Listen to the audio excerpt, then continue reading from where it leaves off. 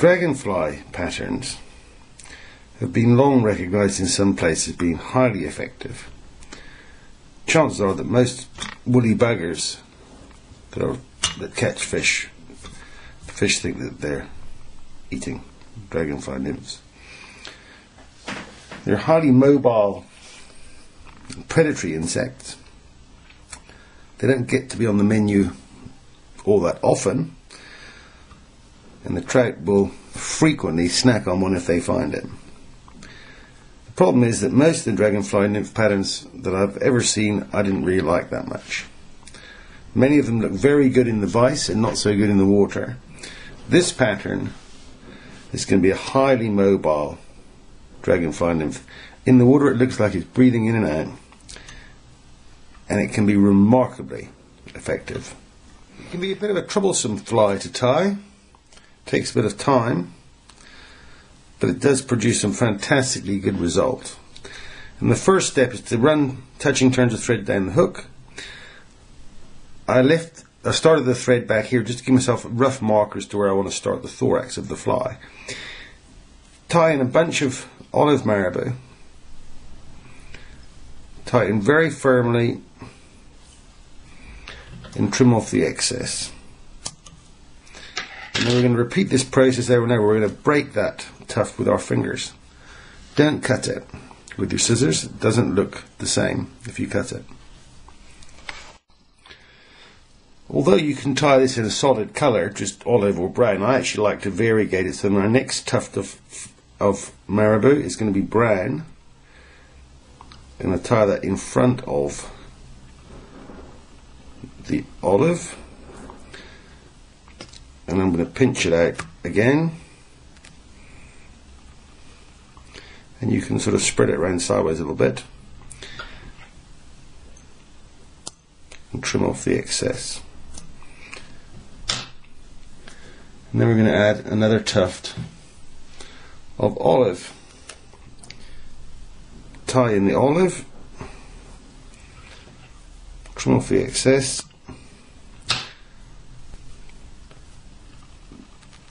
pinch it out and spread it around a little bit. There we go. And we're going to keep doing that all the way up the hook.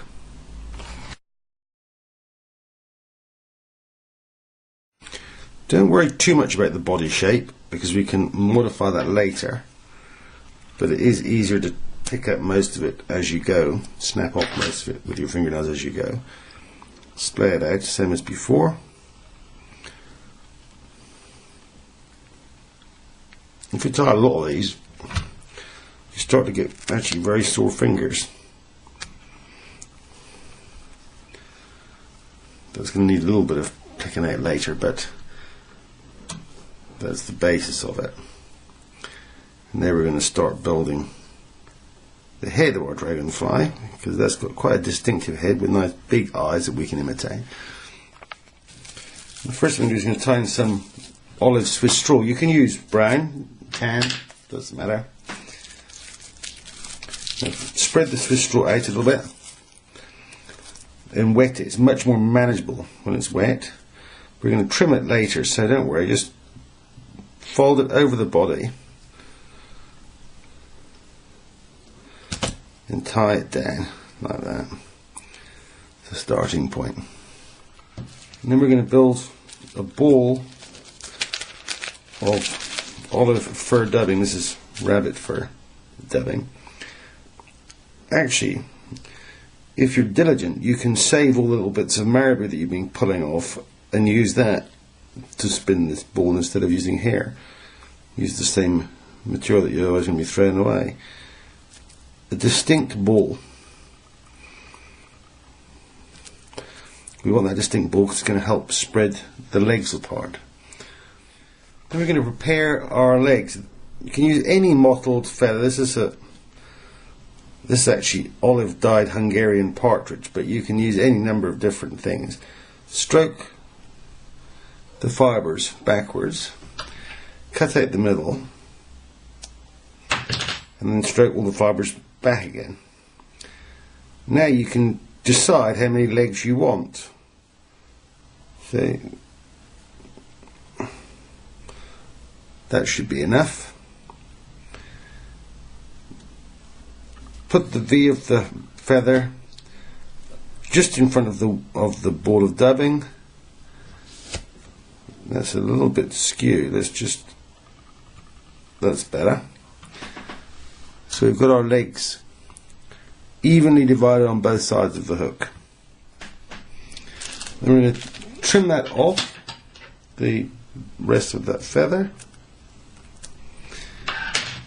I'm going to build another ball of dubbing and force those legs back onto the ball of dubbing at the back. It's going to help make them stand out.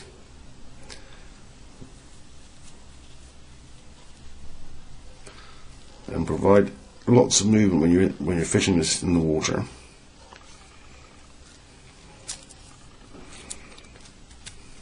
Okay, can you see that? There we go, there's our legs in place. Take the thread forward. Keep this tag of Swiss straw on top of the hook. And we're going to tie in some eyes. There are a number of things you can use for the eyes. In this instance I'm going to use a foam cylinder, black foam, rather like you'd on a booby. I'm not going to worry about the fact that they're too big, too long, the cylinder's too long. Just want to get it in place first. One of the other nice things to use for these eyes actually is the black plastic from plastic lures, rubber worm type lures. Makes fantastically good eyes. But we're going to use the booby style ones on this. So now they're in place and we're just going to trim them to the sort of size you want. Don't go mad, cut off too much to start with because you want them to be even.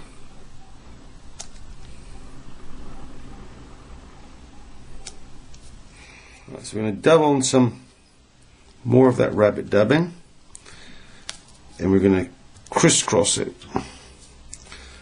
around those eyes. Check we've covered up the thread wraps nicely, which we have. We're going to take the thread back to just in front of those legs that we tied in previously. Wet the straw again if it's drying out, and spreading it wide, pull it back over those eyes and pull tight behind like that. We're going to whip finish like we did with a damsel fly. We're going to whip finish back here.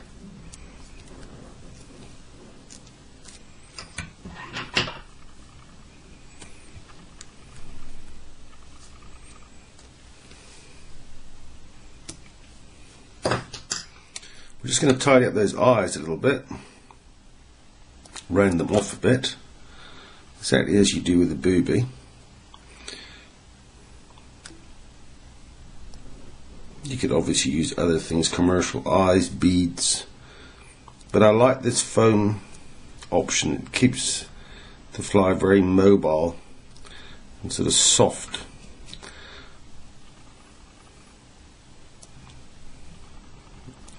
This eye's still just a little bit bigger than the other one, so I'm trying to just even it out.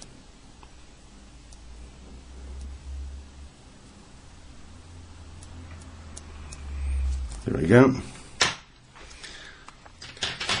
And then we're going to cut these Swiss straw wing cases. It's not strictly speaking anatomically correct for a dragon, but I like to cut them in two different tufts. There we go. I'm going to wet that down just so you can see what shape it's going to look like in the water. I'll trim some of those fibers off the bottom. There we go. In general, you only want to do a very little bit of fine tuning with the scissors. The rest you want to be breaking the marabou with your fingers, because you'll get a better finish, a smoother finish. But you can take out the odd fibre at the end.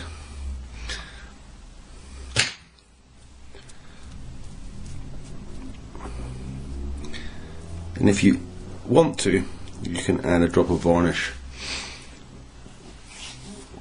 to the wraps just to make it a bit more durable.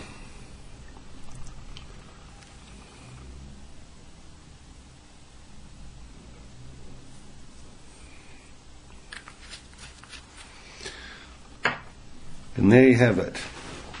An absolutely living, breathing dragonfly nymph.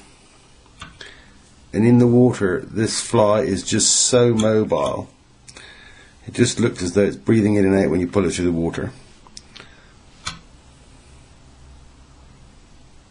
Fantastically good fly to fish around weed beds and places that dragonflies hang out. Really effective.